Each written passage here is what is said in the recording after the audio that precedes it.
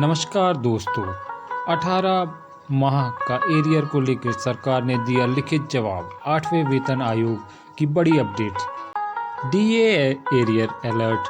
भारत सरकार के केंद्रीय कर्मचारी और पेंशन भोगी इन दिनों दो अहम मुद्दों को लेकर बेहद चिंतित हैं। पहला है कोविड काल के दौरान रुके हुए महंगाई भत्ते का बकाया और दूसरा है आगामी 8वें वेतन आयोग की संभावनाएं। इन दोनों ही विषयों पर सरकार की तरफ से स्पष्टता आ गई है, जिसका मिश्रित प्रभाव देखने को मिल रहा है।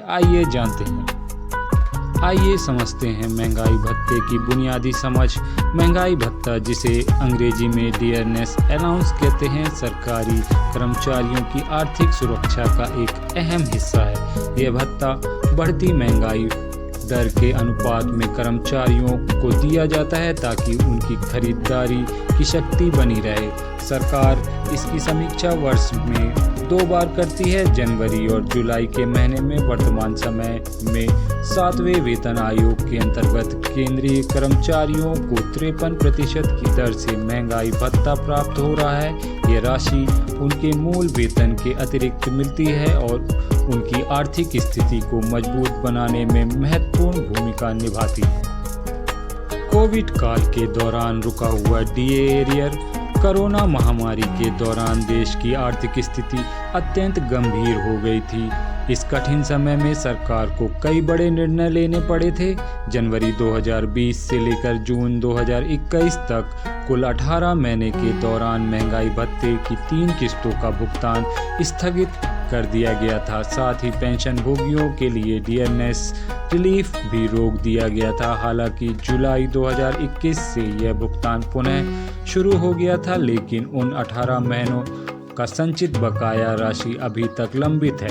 इस एरियर को लेकर कर्मचारी और पेंशन भोगी लगातार सरकार से मांग कर रहे हैं कि उन्हें यह बकाया राशि कब दी जाएगी। सरकार की तरफ से स्पष्ट निर्णय। हाल ही में सरकार ने इस विषय पर अपना अंतिम निर्णय सुनाया है। सरकार का स्पष्ट कहना है कि कोविड के दौरान देश की वित्तीय परिस्थितियां अत्यंत चुनौतीपूर्ण थी और उस समय उपलब्ध संसाधनों का उपयोग स्वास्थ्य सेवा, राहत कार्य और अन्य आपातकालीन जरूरतों के लिए करना पड़ा था। इसलिए अब उस अवधि के बकाया महंगाई भत्ते का भुगतान करने का कोई प्रस्ताव सरकार के पास नहीं है। यह निर्णय निश्चित रूप से लाखों कर्मचारियों और पेंशन भोगियों के लिए निराशाजनक है, क्योंकि वे इस एरियर की प्रतीक्षा काफी समय से कर रहे थे। इस विषय पर कर्मचारी संगठनों की प्रतिक्रिया। सरकार के इस फैसले पर विभिन्न कर्मचारी संगठनों ने तीव्र प्रतिक्रिया व्यक्त की है। उनका तर्क है कि कोविड के कठिनतम दौर में भी सरकारी कर्मचारी ने अपनी जिम्मेदारियों का पूरी तरह से निर्वाह किया है। डॉक्टर, नर्स, पुलिस, स्वच्छता कर्मचारी और अन्य सभी विभागों के कर्मचारियों ने अपनी जान की परवाह किए बिना सेवा की थी। इसलिए उनकी इस सेवा और समर्पण के बदले सरकार को उनका हक देना चाहिए था। कई कर्मचारी संगठनों ने सरकार से अनुरोध किया है कि वह इस निर्णय पर पुनः विचार करें। हालांकि अभी तक सरकार का रुख इस मामले में काफी दृढ़ दिखाई दे रहा है। आइए समझते हैं 8वें वेतन आयोग की संभावनाएं।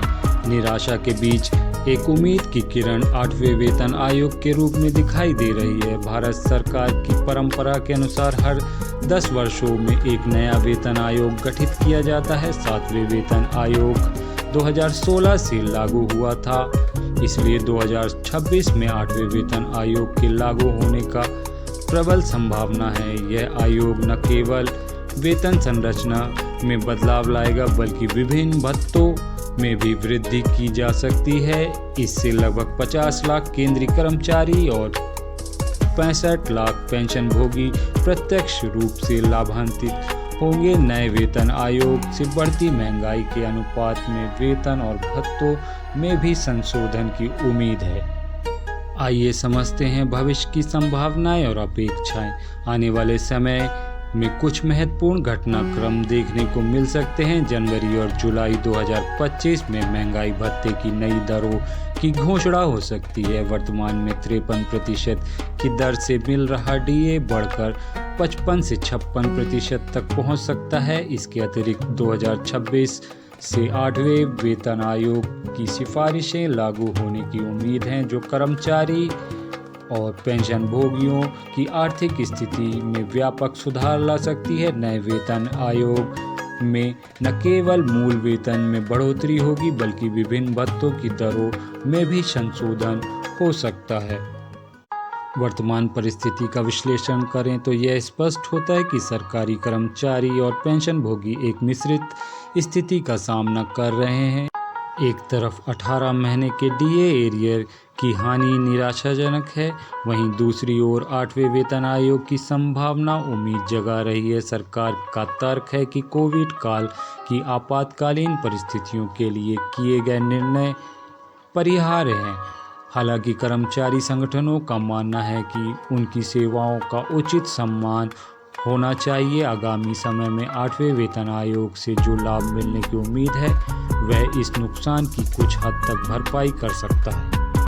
इसमें डिस्क्लेमर की बात करें तो उपरोक्त जानकारी विभिन्न प्रकार के इंटरनेट स्रोतों से एकत्रित की गई है। हम इस बात की 100% गारंटी नहीं देते कि यह समाचार पूर्णतः सत्य है, इसलिए कृपया किसी भी निर्णय से पूर्व सरकारी आधिकारिक स्रोतों से पुष्टि अवश्य करें।